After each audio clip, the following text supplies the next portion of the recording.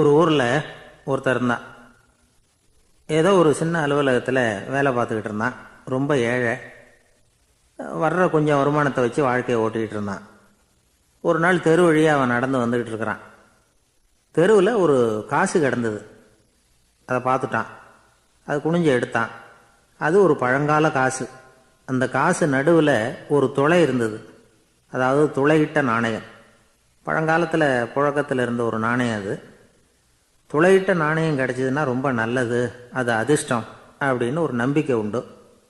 இவன் கையில் அது கிடைச்சதும் ரொம்ப சந்தோஷப்பட்டான். இனிமேல் என்னுடைய கஷ்டம்லாம் தீரப்போகுது, அதிர்ஷ்டம் என்னை தேடி வரும், நான் பணக்காரன் ஆகிடுவேன் அப்படின்னு சொல்லிக்கிட்டு அந்த காசை தன்னுடைய கோட்டு பையில் பத்திரமா போட்டு வச்சுக்கிட்டான். அடிக்கடி அதை தொட்டு பார்த்துக்கிறது உண்டு, வெளியில் எடுக்க மாட்டான். இப்படியே கொஞ்ச காலம் ஆச்சு. அதுக்கப்புறம் என்னாச்சு தெரியுமா? நிஜமாகவே அதிர்ஷ்டம் அவனை தேடி வர ஆரம்பிச்சுட்டுது. செல்வம் வந்து குவிஞ்சுது. பணம், பதவி, புகழ் எல்லாம் வந்து சேர்ந்தது. சமூகத்தில் அவன் ஒரு பெரிய மனுஷன் ஆயிட்டான். எல்லாரும் அவனை பாராட்டினாங்க. அவன் எதை தொட்டாலும் வெற்றி, எல்லாம் அந்த காசோட மகிமை அப்படின்னு அவன் மனசுக்குள்ளே நினச்சிக்கிட்டான். தினமும் காலையில் அந்த கோட்டை போட்டுக்கிட்டு தான் வெளியில் கிளம்புவான். புறப்படுறதுக்கு முன்னாடி கோட்டு பாக்கெட்டை தொட்டு பார்த்துக்குவான், உள்ளே காசு இருக்கா அப்படிங்கிறத உறுதிப்படுத்திக்குவான். அதுக்கப்புறம் தான் வெளியில் கிளம்புவான். இப்படியே பல வருஷம் ஓடி போச்சு. ஒரு நாள் அவனுக்கு அந்த ஆசை வந்துட்டுது. அதாவது அந்த துளையிட்ட நாணயத்தை எடுத்து கண்ணால் பார்க்கணும் அப்படின்னு. காலையில் சாப்பிட்டுக்கிட்டு இருந்தான். அப்போ தன்னுடைய மனைவிகிட்ட சொன்னான், ரொம்ப நாளைக்கு அப்புறம் என்னுடைய அந்த நாணயத்தை இன்றைக்கி வெளியில் எடுத்து பார்க்க போகிறேன்னா. என்னத்துக்கு அது, இப்போ அதை பார்க்க வேணாமே அப்படின்னு மெதுவாக இழுத்தாங்க அந்த அம்மா. இல்லை நான் பார்த்தே தீரணும் அப்படின்னு அவன் தன்னுடைய சட்டை பைக்குள்ளே கையை விட்டான். உள்ளே இருந்த நாணயத்தை வெளியில் எடுத்தான். பார்த்தா அவனுக்கு ஆச்சரியமாக போச்சு. அந்த நாணயத்தில் தொலையே இல்லை. என்ன ஆச்சு அப்படின்னு சொல்லி அவன் ரொம்ப குழம்பி போயிட்டான். இப்போ அந்த அம்மா சொன்னாங்க, நான் தான் ஒரு நாள் உங்கள் கோட்டு ரொம்பவும் தூசியாக இருக்கேன்னு சொல்லி அதை ஜன்னலுக்கு வெளியில் உதறினேன். உள்ளே இருந்த அந்த காசு அப்போ எனக்கு தெரியாது, ஞாபகத்தில் இல்லை. அது தெருவில் விழுந்துட்டது போல இருக்கு. அதுக்கப்புறம் எவ்வளவோ தேடி பார்த்தேன், கிடைக்கல. அதுக்குள்ளே அதை யாரோ எடுத்துகிட்டு போயிட்டாங்க போல இருக்கு. அது இல்லைங்கிறது உங்களுக்கு தெரிஞ்சால் வருத்தமாக இருக்குமேங்கிறதுக்காக நான் தான் வேற ஒரு நாணயத்தை எடுத்து சட்டை பைக்குள்ளே வச்சுட்டேன் அப்படின்னு விவரத்தை சொன்னாங்க அந்த அம்மா. இது எப்போ நடந்ததுன்னு கேட்டான். உங்களுக்கு அந்த காசு கிடைச்சதே அன்னைக்கு மறுநாளே இது நடந்து போச்சு அப்படின்னாங்களாம். இதை கொஞ்சம் யோசனை பண்ணி பாருங்க. அவனுக்கு அதிர்ஷ்டத்தை கொடுத்தது அந்த நாணயம் இல்லை, அவனுடைய நம்பிக்கை, அதாவது தன்னம்பிக்கை. அதுதான் வேலை செஞ்சிருக்கு. இதிலிருந்து நாம் தெரிஞ்சுக்க வேண்டியது என்னென்னா, வாழ்க்கையில் முன்னேற நினைக்கிறவங்களுக்கு தன்னம்பிக்கை ரொம்ப முக்கியம். அது இல்லைன்னா முன்னேற முடியாது. ஒருத்தன் சொன்னானா, நான் எப்போவுமே என்ன தான் சார் நம்புவேன், மற்றவங்கள நம்ப மாட்டேன். நேற்றுக்கு பாருங்க, திடீர்னு 10 பேர் என்னை அடிக்க வந்துட்டாங்க, நான் ஒருத்தனாவே அதை சமாளித்தேன் அப்படின்றான் ரொம்ப பெருமையாக. அது எப்படின்னு கேட்டாங்களாம். ஒரே ஓட்டமாக அங்கேருந்து ஓடி வந்துட்டேன் அப்படின்னு நானா. ஒரு ஊரில் ஒருத்தர் இருந்தார். ரொம்ப நல்லவர். யாருக்காவது ஏதாவது கொடுத்துக்கிட்டே இருப்பார், கொடையாளி. தினமும் யாராவது ஒருத்தருக்கு ஏதாவது கொடுக்கலன்னா அவருக்கு தூக்கம் வராது. அப்படி ஒரு பழக்கம். அது மட்டும் இல்லை, அவர் கொடுக்கறது அடுத்தவங்களுக்கு தெரியாது, அவ்வளவு ரகசியமாக அதை கொடுப்பார். வலது கை கொடுக்கறது இடது கைக்கு தெரியக்கூடாதுன்னு சொல்லுவாங்கள்ல, அது மாதிரி அவர். ஒரு நாள் ராத்திரி அவர் ஏற்கனவே தயாராக கட்டி வச்சுருந்த பணம் முடிச்ச கையில் எடுத்துக்கிட்டு வீட்டை விட்டு வெளியில் வந்தார். தெருவில் இறங்கி நடந்தார். இன்றைக்கி யாருக்கு தர்மம் செய்கிறது அப்படின்னு யோசனை பண்ணிக்கிட்டே இருட்டில் நடந்து வந்துக்கிட்டு இருக்கிறார். யாரோ ஒருத்தர் எதிரில் வர்றது மாதிரி தெரிஞ்சுது. உடனே அவர் கிட்ட போனார். தன்கிட்ட இருந்த பணம் முடிச்ச அவசரமாக அவர் கையில் திணிச்சுட்டு திரும்பி வந்துட்டார். அப்பாடா, ஒரு வழியாக யாருக்கும் தெரியாமல் இன்றைக்கி தர்மம் பண்ணியாச்சு அப்படிங்கிற மகிழ்ச்சி, மன நிறைவு அவர் முகத்தில். நிம்மதியாக தூங்கினார். அப்புறம் எழுந்திரிச்சார். மறுநாள் காலையில் ஊர் பூரா ஒரே பேச்சு. என்ன பேச்சுன்னா, நேற்று ராத்திரி ஒரு திருடன் கையில் யாரோ பணத்தை கொடுத்துட்டு போயிருக்கிறாங்க அப்படின்னு எல்லாரும் பேசிக்கிட்டு இருக்கிறாங்க. இதை கேள்விப்பட்டதும் அந்த பெரியவருக்கு ரொம்ப வருத்தமாக போச்சு. அடடா, போயும் ஒரு திருடனுக்காக உதவி பண்ணியிருக்கிறோம், பிரயோஜனம் இல்லாமல் போயிட்டுதே அப்படின்னு நினச்சார். சரி, இன்றைக்கும் யாருக்காவது உதவி பண்ணணும் அப்படின்னு முடிவு பண்ணினார். ராத்திரி நேரம் வந்தது. இவர் வழக்கம் போல் தெருவில் இறங்கி நடந்தார். கையில் பணம் முடிச்சு. எதிரில் ஒரு பொன் உருவம் மங்கலாக தெரிஞ்சது. இவர் உடனே அந்த பெண்கிட்ட பணத்தை கொடுத்துட்டு திருப்தியாக திரும்பி வந்துட்டார். மறுநாள் காலையில் ஊர் பூரா என்ன பேசிக்கிட்டாங்க தெரியுமா? நேற்று ராத்திரி நெறி தவறி நடக்கிற ஒரு பெண்ணின் கையில் யாரோ பணத்தை வச்சுட்டு போயிருக்கிறாங்க அப்படின்னு எல்லாரும் பேசிக்கிறாங்க. அடடா, இன்றைக்கும் தவறுதலாக நடந்து போச்சு அப்படின்னு ஒரு வருத்தப்பட்டார். இருக்கட்டும், இன்றைக்கும் ஏதாவது தர்மம் பண்ணுவோம் அப்படின்னு நினச்சிக்கிட்டாரு. 3வது நாள் ராத்திரியும் புறப்பட்டார். இப்பவும் எதிரில் ஒருத்தர் வந்தார். இவர் பணத்தை கொடுத்தார், திரும்பி வந்துட்டார். மறுநாள் மக்கள் என்ன பேசிக்கிட்டாங்கன்னா, நேற்று ராத்திரி ஒரு செல்வந்தர் கையில் யாரோ பணத்தை கொடுத்துட்டு போயிருக்கிறாங்க அப்படின்னு பேசிக்கிட்டாங்களாம். அவருக்கு ரொம்ப வருத்தமாக போயிட்டுது. என்ன இது தினம் இப்படி ஆகிக்கிட்டு இருக்குதே அப்படின்னு நினச்சிக்கிட்டே படுத்து தூங்கினார். அன்னைக்கு ராத்திரி ஒரு கனவு. அந்த கனவுல இறைவன் வந்து சொன்னாராம், இதோ பாருப்பா, நீ கொடுத்த தர்மம் வீணாக போயிடல. உங்ககிட்ட பணம் வாங்கின அந்த திருடன் திருந்திட்டான், அந்த பொண்ணும் திருந்திட்டா, அந்த செல்வந்தனும் கொடையாளி ஆயிட்டான், எல்லாருக்கும் உதவி பண்ண ஆரம்பிச்சுட்டான் அப்படின்னு சொன்னாராம். இந்த கதையை சொன்னவர் யாருன்னா நபிகள் நாயகம். இதில் உள்ள கருத்து என்னன்னா, நல்ல மனசோட தர்மம் பண்ணுனா அது வீணாக போகிறதில்ல. இன்னொரு கருத்து, தர்மம் வந்து தன்னை மட்டுமல்ல அடுத்தவங்களையும் தீமையிலிருந்து காப்பாற்றும். இதுதான் நாம் புரிஞ்சிக்க வேண்டியது. இந்த காலத்துலேயும் இது மாதிரி சில சம்பவங்கள் நடக்கிறது உண்டு. ஒரு பெரியவர் இருட்டில் நடந்து வந்துக்கிட்டு இருந்தார். எதிரில் வந்த ஒருத்தன் வலுக்கட்டாயமாக இவர் கையை பிடிச்சி ஒரு பண முடிப்பை கொடுத்து வச்சுக்க சொல்லிவிட்டு விலகி போயிட்டான். பெரியவருக்கு ஆச்சரியம், இந்த காலத்துலேயும் இப்படி வலது கை கொடுக்கறது இடது கைக்கு தெரியக்கூடாதுன்னு நினைக்கிற கொடையாளிகள் உண்டு போல இருக்கு அப்படின்னு யோசனை பண்ணிக்கிட்டே நடந்தார். கொஞ்சம் தூரம் போயிருப்பார். அதுக்குள்ளே அதே ஆள் திரும்பி வந்தான். கொடுத்த பண முடிப்பை திருப்பி கொடுங்க அப்படின்னு கேட்டு வாங்கிட்டான். இவருக்கு ஒன்றும் புரியல. ஏன் இப்படி பண்ணுறேன்னார். அது ஒன்றும் இல்லைங்க, கொஞ்ச நேரம் இதை உங்ககிட்ட கொடுத்து வச்சிருந்தேன், அவ்வளவுதான் அப்படின்னா. ஏன்னு கேட்டார். என்னை பின்னாடி போலீஸ் தேடிக்கிட்டு வந்துக்கிட்டு இருக்குது, அதுதான் அப்படி பண்ணேன், இப்போ போயிட்டுது, இனிமேல் ஒன்றும் பயமில்லை அப்படின்னு சொல்லிவிட்டு அவன் பாட்டுக்கு நடந்து போகிறான். ஜெருசலேம் அங்கே உள்ள ஒரு தேவாலயம். அதில் உள்ள பலிபீடத்தின் முன்னாடி ஒரு பெட்டி உண்டு. அது காணிக்கை பெட்டி. ஆலயத்துக்கு வர்றவங்க பிரார்த்தனை பண்ணிவிட்டு திரும்பி போகிற சமயத்தில் அந்த பெட்டியில் காணிக்கை போடுவாங்க. அவங்களால எவ்வளவு முடியுமோ அவ்வளவு போடுறது வழக்கம். அவங்கவுங்க வசதிக்கு தகுந்த மாதிரி போடுவாங்க. வசதி உள்ளவங்களாக இருந்தாலும் சரி, வசதியே இல்லாத வறியவர்களாக இருந்தாலும் சரி, ஆலய காணிக்கை பெட்டியில் காசு போடுறது அவங்களுக்கு ரொம்ப பெருமையான ஒரு செயல். ஒரு சமயம் இயேசு தம்முடைய சீடர்களோடு அந்த ஆலயத்துக்கு வரார். அங்கே உட்காந்து ரொம்ப நேரம் வழிபாடு பண்ணிகிட்டு இருக்கிறார். சீடர்களும் அந்த ஜபத்தில் கலந்துக்கிட்டாங்க. வழிபாடு முடிஞ்சுது. இயேசு உட்காந்துருக்கிறார். காணிக்கை பெட்டியில் காசு போடுறவங்கள கவனிக்கிறார். சீடர்களும் அதையே கவனிச்சுக்கிட்டு இருக்கிறாங்க. ரொம்ப பேர் வரிசையாக வந்தாங்க. அவங்களால முடிஞ்ச அளவுக்கு காசு போட்டுட்டு அவங்க பாட்டுக்கு போய்கிட்டு இருக்கிறாங்க. வசதியானவங்க நிறைய பேர் வந்தாங்க. அதுக்கு மத்தியில் வயசான ஒரு அம்மா, அவங்களும் வந்து காசு போட்டுட்டு போகிறாங்க. இப்போ இயேசு தன்னுடைய சீடர்கள் பக்கம் திரும்பினார். ஒரு கேள்வி கேட்டார். இப்போ இந்த காணிக்கை பெட்டியில் நிறைய பேர் வந்து காசு போட்டுட்டு போகிறத நீங்கள் கவனிச்சிங்க. இன்னைக்கு இந்த காணிக்கை பெட்டியில் ரொம்பவும் அதிகமாக காசு போட்டது யார் அப்படின்னு கேட்டார். முதல்ல வந்தார ஒரு பெரிய மனுஷன், அவர் தான் அதிகமாக போட்டார் அப்படின்னார் ஒருத்தர். 3வதாக வந்தவர் தான் அதிகமாக போட்டார், நான் கவனித்தேன் அப்படின்னாரு இன்னொருத்தர். இப்படி ஆளுக்கு ஒரு விதமாக சொல்கிறாங்க. கடைசியாக இயேசு சொன்னாராம், இன்றைக்கு அந்த பெட்டியில் அதிகமாக காசு போட்டவங்க அந்த வயசான அம்மா தான் அப்படின்னாராம். சீடர்களுக்கு ஒன்றும் புரியல.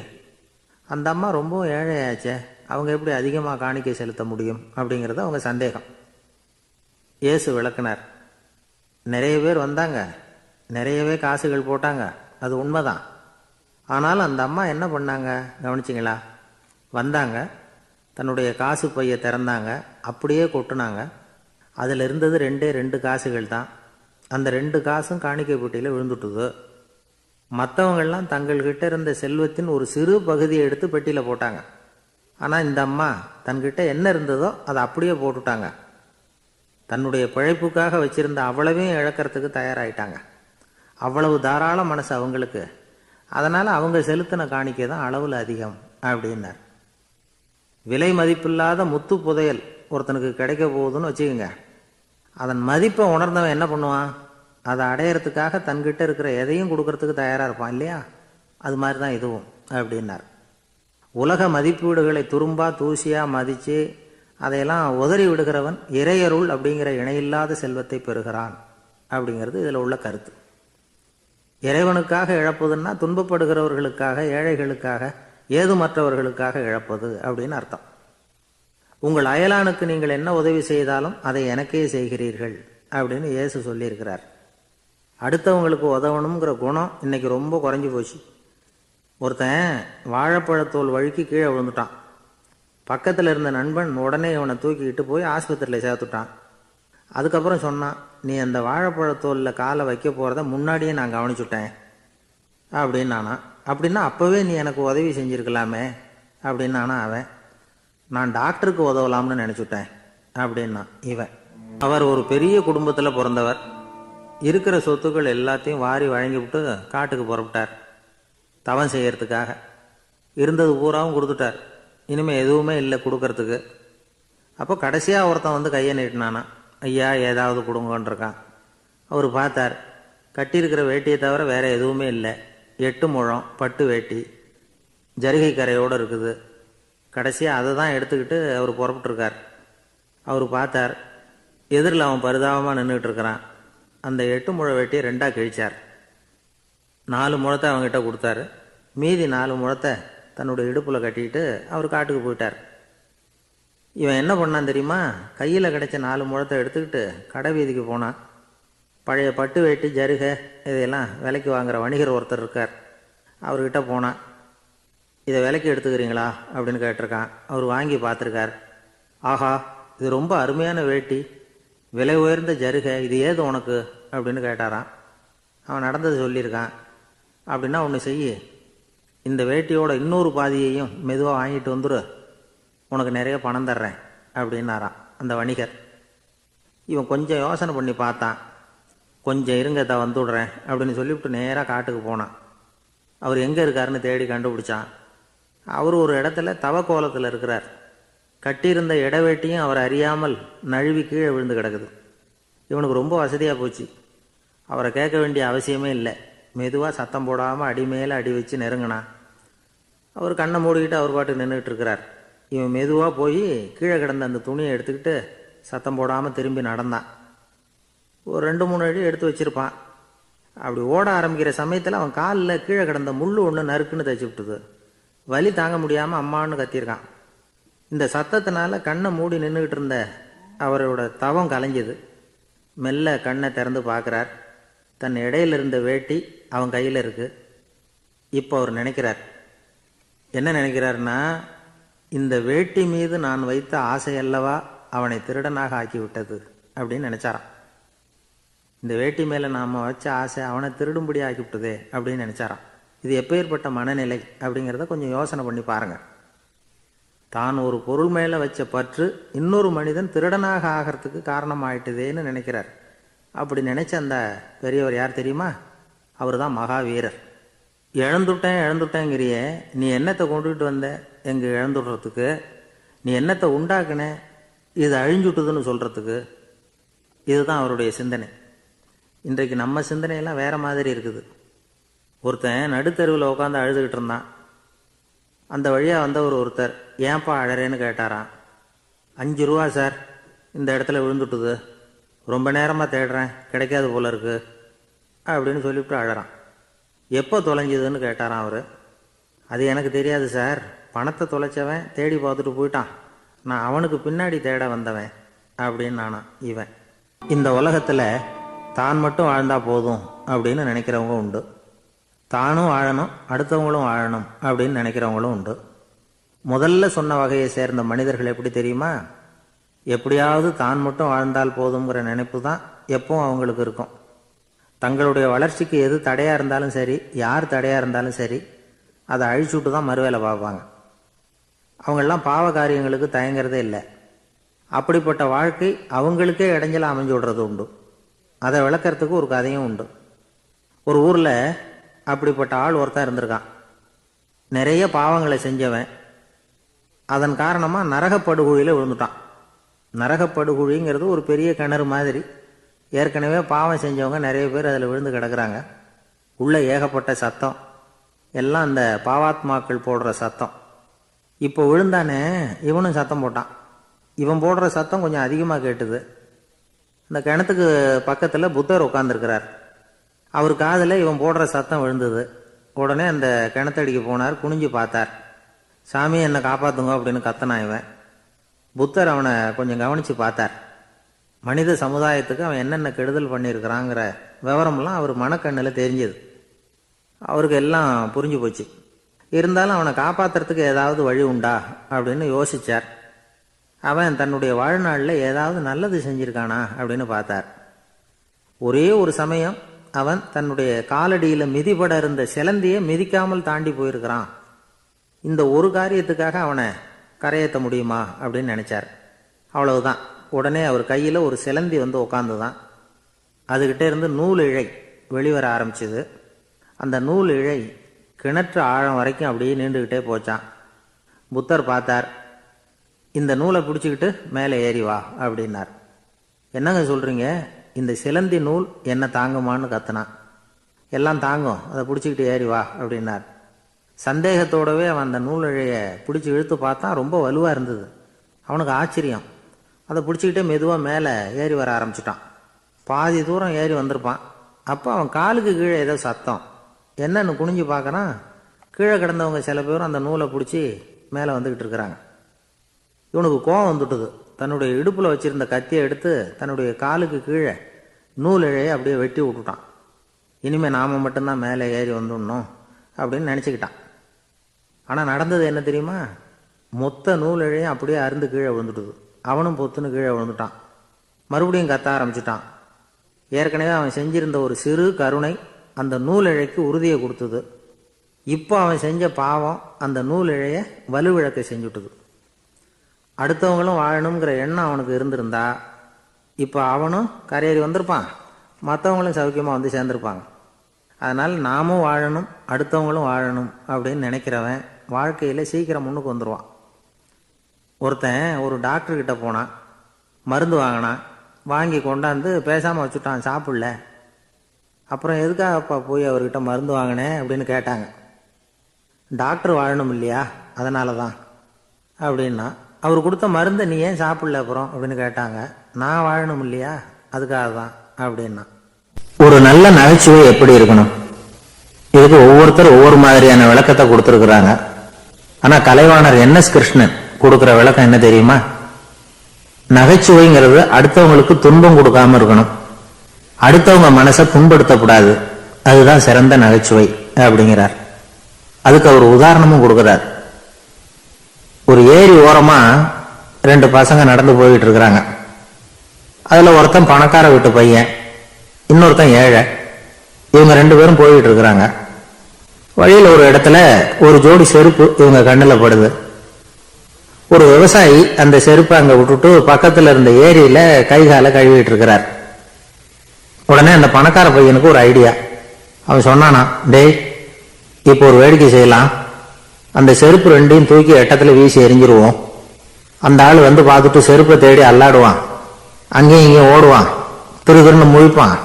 அதை பார்த்து நாம ரசிக்கலாம், நல்ல தமாஷா இருக்கும் அப்படின்னு இருக்கான். இப்படி சொல்லிவிட்டு அந்த செருப்புகளை தூக்கத்துக்கு போனானா. கொஞ்சம் பொறு அப்படின்னானா அந்த ஏழை பையன். ஏன்னு கேட்டிருக்கான் அவன். இப்போ அந்த ஏழை பையன் சொன்னானா, நீ சொல்றது ஒன்றும் வேடிக்கை கிடையாது, உன்னோட செருப்பு தொலைஞ்சா உன் அப்பா உடனே உனக்கு வேற செருப்பு வாங்கி கொடுத்துருவார். ஆனா அந்த ஆளுக்கு இந்த செருப்பு தொலைஞ்சதுன்னா வேற புதுசா வாங்கறதுக்கு வாயையும் வயத்தையும் கட்டி பணத்தை சேர்க்க வேண்டியிருக்கும். அதனால நான் ஒரு வேடிக்கை சொல்றேன், அது மாதிரி செய், அது இன்னமும் தமாஷா இருக்கும் அப்படின்னு நானா. எப்படி அது சொல்லுன்னு இருக்கான் அவன். செருப்பு 2ம் அது இருக்கிற இடத்துலயே இருக்கட்டும், உன் சட்ட பையிலிருந்து ஒரே ஒரு ₹1 நாணயத்தை விடு, அதை அந்த செருப்பு மேல அதோட குதிகால் பகுதியில வச்சுட்டு நாம 2 பேரும் அந்த மரத்துக்கு பின்னாடி ஓடி போய் மறைஞ்சு நின்னுக்குவோம், அப்புறம் பாரு வேடிக்கை அப்படின்னா. அதே மாதிரி ₹1 காசு செருப்பு மேல வச்சுட்டு இவங்க 2 பேரும் மறைஞ்சு நின்னுக்கிட்டாங்க. கொஞ்ச நேரத்துல அந்த விவசாயி வந்தார். காலில் உள்ள மண்ணை தட்டிவிட்டு செருப்பு மாட்டுறதுக்காக போனார். அங்கிருந்து காசு கண்ணில் போட்டுட்டுது. அவருக்கு ஆச்சரியமா போச்சு. அதை கையில் எடுத்து பார்க்கிறார். 4 பக்கமும் திரும்பி திரும்பி பார்க்கிறார், யார் இதை வச்சிருப்பான்னு. கடைசியில் ஆகாயத்தை பார்க்கிறார். ஆண்டவா, இது உன்னோட கருணை தான், நீ தான் யாரோ புண்ணியவான் மனசுல தர்மம் பண்ற எண்ணத்தை உண்டாக்கி இருக்கிற, அந்த புண்ணியவான் நல்லா இருக்கணும் அப்படின்னு வாழ்த்தி அந்த காசை கண்ணுல ஒத்திக்கிட்டாராம். மறைஞ்சிருந்து பார்த்துக்கிட்டு இருந்த ஏழை பையன் இப்படி சொன்னான், பாத்தியா உன்னை புண்ணியவான்னு வாழ்த்தி விட்டு போறார் அந்த ஆள், அவருக்கும் சந்தோஷம், அதை பார்த்து நமக்கும் சந்தோஷம். உனக்கு 1 ரூபாங்கிறது ஒரு பெரிய விஷயம் இல்லை, ஆனா அதனால நமக்கு கிடைச்சிருக்கிற மகிழ்ச்சி ரொம்ப உயர்வானது அப்படின்னு நானா. வேடிக்கையும் கிண்டலும் இது மாதிரி அடுத்தவங்களுக்கு இடைஞ்சலா இல்லாம இருக்கணும் அப்படிங்கிறார் கலைவாணர். ஆனா பாருங்க, அவருக்கே இடைஞ்சலா வர்ற விஷயங்களை கூட அவர் வேடிக்கையா தான் எடுத்துக்கிட்டாராம். ஒரு தடவை ஒருத்தர் கலைவாணர் கிட்ட வந்து, ஐயா என் குழந்தை செத்து போச்சு அப்படின்னு சொல்லி அழுதாராம். உடனே இவர் அவருக்கு 100 ரூபாய் பணத்தை கொடுத்து, இந்தாங்க அடக்கம் செய்யுங்க அப்படின்னு சொல்லி அனுப்பி வச்சாராம். 1 வருஷம் கழிச்சு மறுபடியும் அதே ஆள் வந்திருக்கார். இவர் மறந்துருப்பாருங்கிற நினைப்புல, அண்ணே என் குழந்தை இறந்து போச்சுண்ணே அப்படின்னாராம். இவர் மறுபடியும் 100 ரூபாய் கொடுத்து ஆறுதல் சொல்லி அனுப்பி வச்சாராம். 7-8 மாசம் கழிச்சு மறுபடியும் அதே ஆள் வந்திருக்கார். அவர் வாயை திறக்கிறதுக்கு முன்னாடியே இவர் 100 ரூபாய் அவர் கையில வச்சு, போன 2 தடவை தான் குழந்தை செத்து போச்சு, இந்த தடவையாவது அதை சாகாம காப்பாத்தி விடு அப்படின்னு சொல்லி அனுப்பி வச்சாராம். அதுக்கப்புறம் அந்த ஆள் வர்றதே இல்லையா.